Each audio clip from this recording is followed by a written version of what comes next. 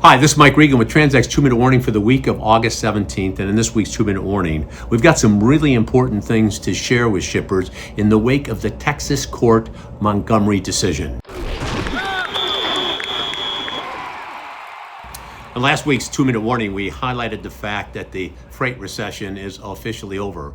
One of the things we highlighted was we had our TransX Supply Chain Huddle. That's an invite-only group where we get some senior supply chain and logistics leaders together every 2 months to go over some really critical things that could affect your freight costs and supply chain initiatives. And one of the resources there, Tom Albrecht, highlighted how the Montgomery decision is affecting the truckload markets. And specifically, one of the things that we are very concerned about is that as you tighten capacity and rates go up, what happens when you have to get some shipments moved? The carriers that you're under contract, they aren't responding, they've rejected it, your tender acceptance rates are down, it's forcing you into the spot markets. What happens then? Well, what should be happening is going to be the subject of a podcast here that you can listen to with our friend Norris Barron. He is an expert on working with carriers and shippers to discuss the vetting process, the things you can and should be doing in order to qualify the brokers and carriers you're going to be doing with.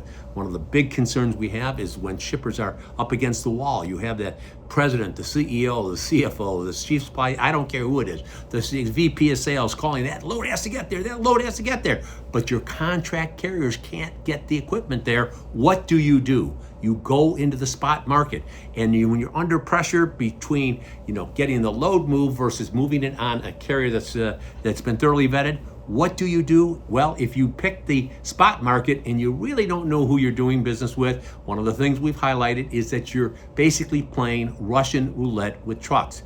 Now, one of the things I went out and did is talk to our friend Norris Barron, who's an expert on the carrier vetting process, had a podcast, you can listen to it, and I encourage you to do that, because one of the things every shipper should be able to do is demonstrated that they exercise reasonable care in basically giving freight to brokers or carriers to get it moved. Now, absent this reasonable care standard, shippers could be in trouble and the subject of a nuclear verdict. One of the things I highlighted in last week's 2-Minute Warning, one nuclear verdict helped put a successful company, out of business. They weren't able to recover from that. That's not what we want to see happen to you. And at TransX, we have a wealth of tools that we can share with you. One very important test we did for a company recently here was to look at the carriers they're doing business with.